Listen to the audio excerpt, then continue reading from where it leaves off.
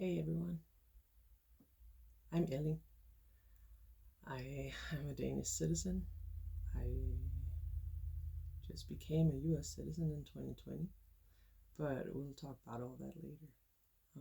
I'm here today because I was recently diagnosed with rheumatoid arthritis, and I want to share my story with all you guys out there. And maybe we can find a way to navigate this new life together.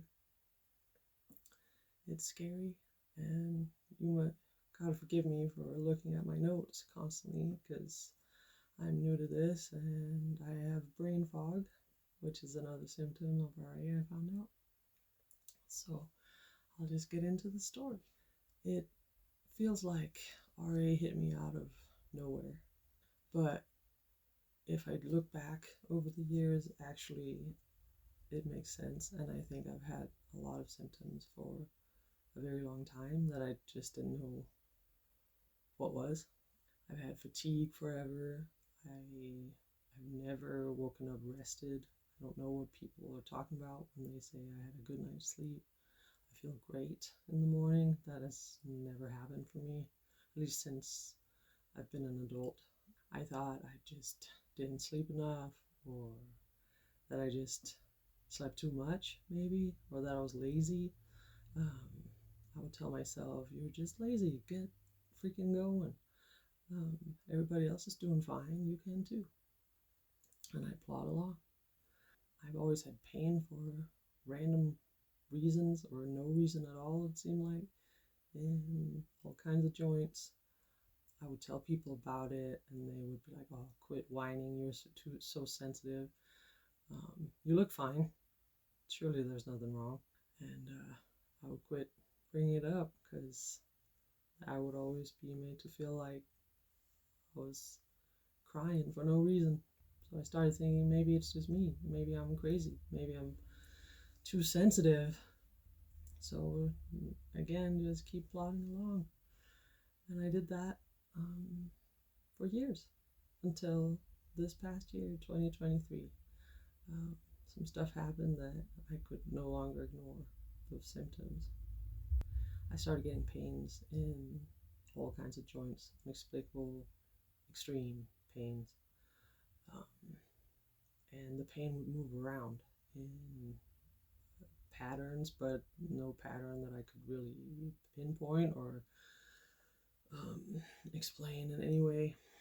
A lot of times it would feel like a sprain or maybe like a trapped nerve. The amount of times I've said I think I have a trapped nerve or pinched nerve to my husband is insane. And then sometimes it would become so bad that I would have to go to the doctor. And I'll give you a timeline of the events from this past year that then eventually led up to my diagnosis. On July 21st, 2023, I woke up with an extreme pain in my right shoulder. I could not lift my arm up. I would have to lift my right arm with my left arm, and I was barely able to get dressed. I had to have help getting my t-shirt over my head. So I ended up going to the walk-in clinic in our tiny town here. She looked at it, said doesn't seem to be anything really wrong that she could diagnose. She told me to go home, eat ibuprofen, and come back in 2 weeks if the pain had not gotten better. But it did get better, so I didn't go back for that. And I just wrote it off as, oh, it's another pinched nerve. This time it was worse than ever. It was really hard to drive to, turn my key and all of that. But since the doctor said there was nothing she could really do about it, I was just like, okay, I guess I pinched a nerve again or something. Weird. Then on August 5th, I woke up. I was getting out of bed. When I went to stand up, my left knee just buckled under me. It had been bothering me for several days, but this time I couldn't hold my weight on it. and it hurt a lot. Of course, this was a Saturday, so uh, no walk-in clinic open in our tiny town, so I drove myself. I called into work because I definitely couldn't go to work, and then I drove myself all the way to a town 2 hours away to go to the urgent care to get seen. And they ended up taking some x-rays, couldn't see anything, and then they sent me home with a knee brace that I had to wear and a note for my work saying that I needed to go on light duty, which I did. And then began a whole slew of appointments going to physical therapy, which did not help. Yeah, it just, the pain remained the same. Like my mobility became a little bit better from going to physical therapy, but the pain just remained, and I still could not put weight on my knee because it felt like it would just buckle again, and it was scary. But I kept going twice a week for months, and nothing was getting better, so I asked my doctor if I could get an MRI, and she said, you have to do X amount of physical therapy before they'll do that, but once you hit that mark, I'll put in the order for an MRI. And that's what happened. So I got my MRI on September 26th, and it didn't show the torn meniscus that everybody thought it was, that had been bothering me. Instead, it was just frayed cartilage behind my kneecap and some floating cartilage in the fluid in my knee, which they think was causing my pain and kind of the buckling. So then the doctors told me just go back to physical therapy, keep going to that until it gets better. And I was like, no, it has not helped me yet. At this point, honestly, I was getting pissed off. But yeah, it hadn't really helped me going to physical therapy, so I asked if I could please have a referral to an orthopedic doctor to find out some more details about this MRI and see if there's anything he could recommend to do about it. And they did give me that referral, and I went to see him on later on in October. We'll get back to that. Then October 5th, I woke up with insane pain in my hands, and my knuckles were hella swollen.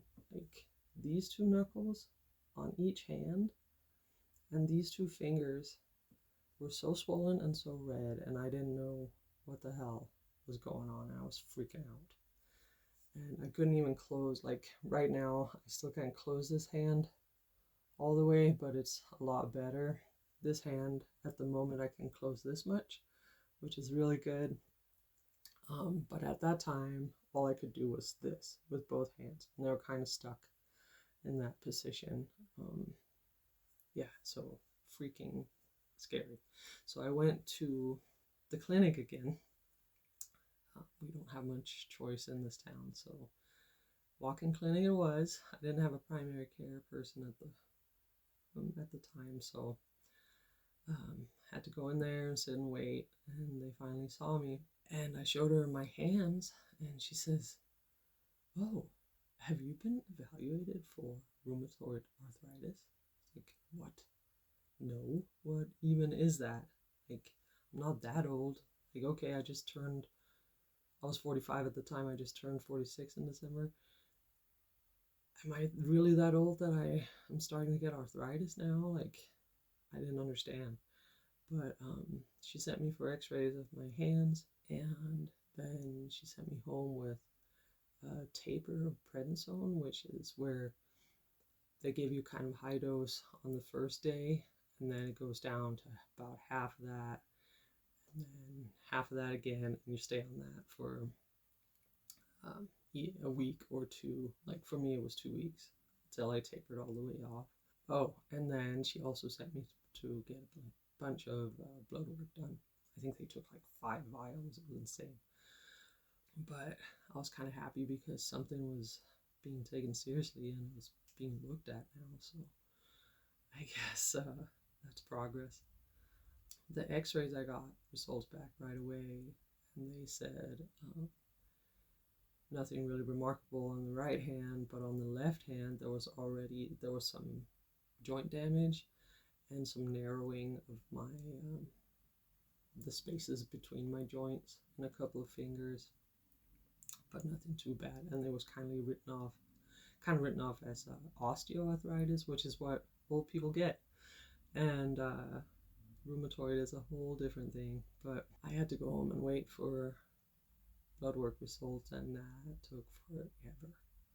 So when I was at home waiting for that, I did a bunch of Google foo, WebMD, all of that stuff. Dr. Google, which is not always great, but it did help me understand a bit more about what RA is. And of course, again, it freaked me out.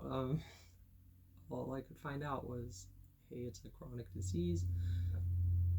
You will not get better. You might be able to manage your symptoms eventually, but this is incurable, and it's for life. So that's a hard one to take. And I'm still wrapping my mind around that one. On October 19th, I got a voicemail from the medical assistant at the clinic, and she just said, yep, your blood work shows that you have RA. We will put in referral for a rheumatologist. That's all she said. She didn't go through my blood work results, what they were, what they meant, any of that. It was just like, yep, you probably have RA, but you have to go see an expert. So, of course, I took it upon myself to go down there and actually ask for a printout of my results so that I could see what it was in my blood that was looking like I had RA. And again, back to Google, I had to look up all these terms like CCP, CRP, ESR, RF.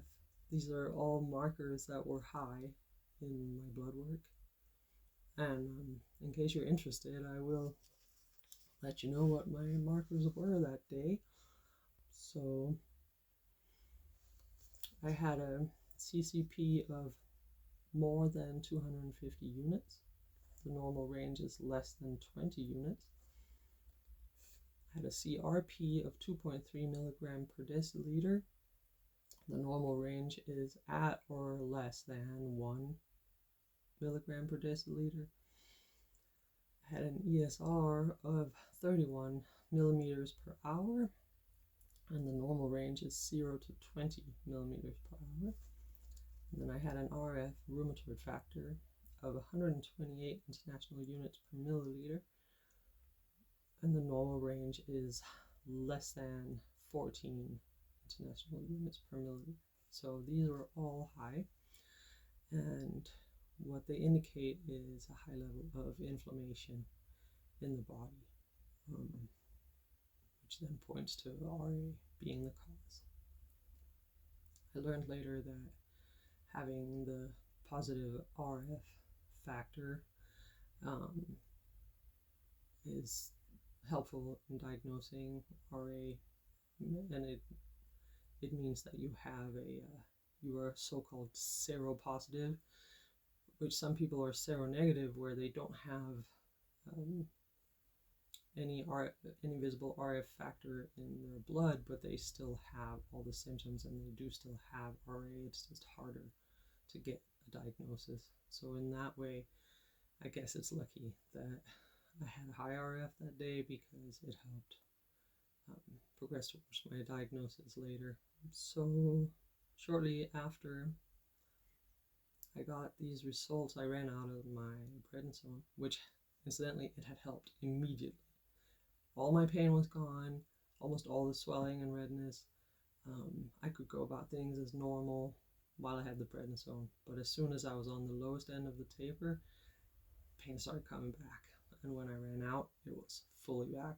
So because I had run out of the prednisone, I asked the doctor if I could have some sort of painkiller or something to help me until I could see an expert. And she prescribed me meloxicam. Meloxicam, I took it for 3 days, and the whole time I had an insane headache, like the worst migraine. I would have to hide from the sun. I would have to darken everything, and it really didn't take much of the pain away. A little bit, but not much.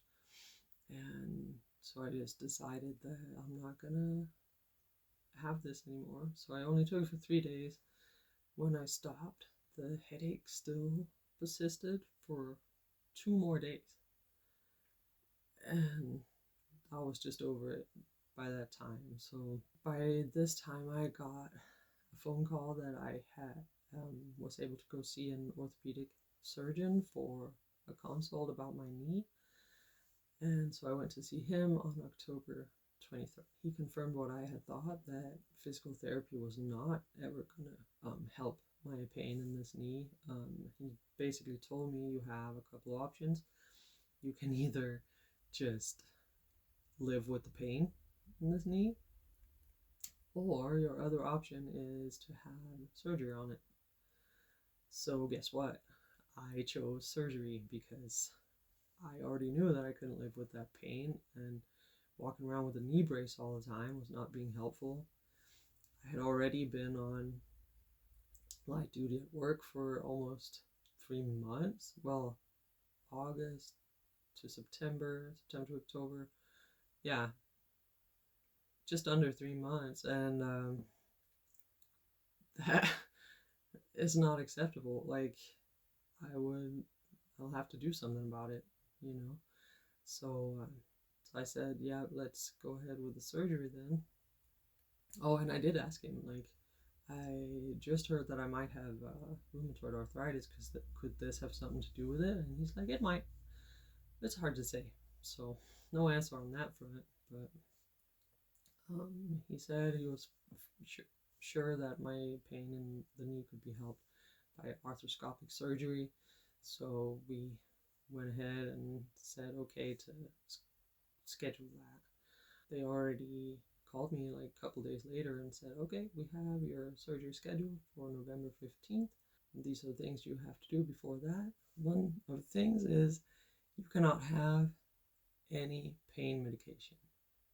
No pain medication in your system before the surgery, especially not blood thinners, but no pain medication at all. So at that point, I just gave up and was like, okay, I just gotta suck up my pain until after this surgery.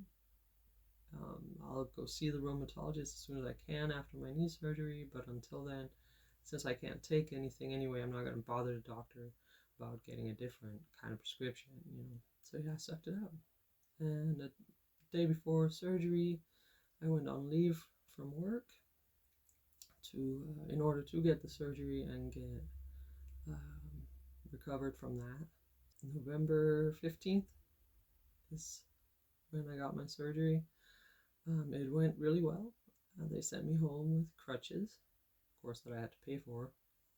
Who knew that? I didn't. I still have them. I only use them for like a week, but great. I guess I have them for later when I get a flare up again or something. I was sent home from the surgery with a prescription for hydrocodone and celecoxib, or its brand name is Celebrex, I think.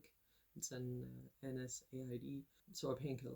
But I only had a prescription for that for a week after the surgery. In that week after the surgery, I had 0 pain in my joints. I had pain in my knee. It was screaming constantly, but the rest of my joints, my shoulders, my elbows, my hands, my fingers especially, base of my neck, all of those places that hurt so bad all the time, it was gone. And I was so stoked. But when I ran out of the celecoxib, the pain was right back,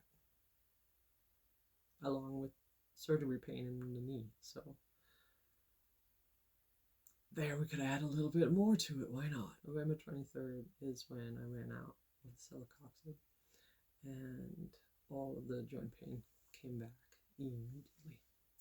I got a phone call shortly before the end of November where I was informed that I could have a appointment with the rheumatologist in a town 2 hours away on December 4th. Then I thought, okay, well, I can hold on till then. December 4th, it's only like a week and a half. Suck up the pain, we'll be all right till then. He'll surely prescribe me something for pain when I get there, and I didn't want to keep just paying this doctor at the walk-in clinic to prescribe me something that then most of the time doesn't work. So I was like, okay, I'll suck it up until I see the specialist. On December 4th, my husband and I got up really early. He took me the 2 hours to the next town to see the rheumatologist. By the time we got there to the town, we had a little bit of time left, so I was checking my phone to see, oh, what should we go do? Should we go eat something while we wait for my appointment? Blah, blah. And of course, there was a voicemail from the rheumatologist office saying that my appointment was canceled and to please call them back to reschedule. The doctor was out with COVID. Great. I started almost screaming and crying, so I was so upset because I had waited for so long and like my pain was so bad. And I just been like sucking it up, thinking December 4th, December 4th, December 4th. That's when I'm going to get answers. That's when I'll get painkillers. That's when I'll get help, you know. No. Doctor's out sick, I guess. I mean, there are people too, they get sick, you know. It's not his fault. I was just so frustrated. But I did call the office back and talk to a very nice lady at the front office who was very apologetic. Of course, not her fault, not her fault at all. And she did get me a fairly soon appointment, which then was December 15th. On December 15th, I had my first rheumatology appointment. Going in, I thought it was going to be like a conversation about how long have you had these symptoms, what are they, talking about everything from brain fog to fatigue to obviously pain and swelling, all of that stuff, difficulties working, all of that. But no, it turns out this doctor just has an app that he goes by, and he will follow the little steps in the app and see how your symptoms line up with that, and then he will make his diagnosis based on that. He looked at the blood work that I had, which the doctor's office in this town, they're so incompetent. They didn't even send my blood work to this rheumatologist. Like, you're kidding me? But luckily, I anticipated the incompetence, and I had my printout that I had asked for myself. I had that with me. So I had given that to the medical assistant, and she gave it to the doctor. So he looked at that, and he saw all the levels that were high that we talked about. And then he did explain something about each of the numbers, what they meant, and then he started looking at all my joints. So he took all my joints like this and like squished them like this. And every time he would squish a joint, he would say, pain and swelling, pain and swelling, pain and swelling. And then he'd start like yanking around the other joints, like my wrists and my elbows and stuff. Pain and swelling, pain and swelling. And I'd just sit there, yep, to all of them, basically. Or like, not too bad right today, but usually, yes, swelling. And this one has pain, and this one doesn't, so on, you know. And, I didn't even have a chance to tell him about my surgery that I just had on my knee. So he just like yanked the knee around. He's like, any pain? I'm like, oh, yes, you think? But, yeah, he then said, oh, you have, pain and swelling in more than 10 joints, that's a definite indicator. And he went through his app and he's like, yep, you meet 10 of 10 criteria, so you absolutely have RA.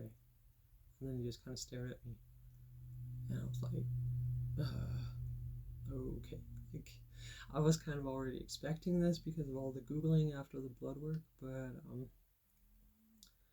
it was just kind of surreal in the doctor's office. I think he was kind of expecting me to break down or like have a moment of tears in his office, because he kind of cocked his head, you know, and kind of stared at me for a while. But when I didn't do that, he just moved like right along into talking about possible medication. He prescribed me methotrexate, which is usually the first line of defense or the first attempt at treatment. I get 15 milligrams once a week. It's 6 pills.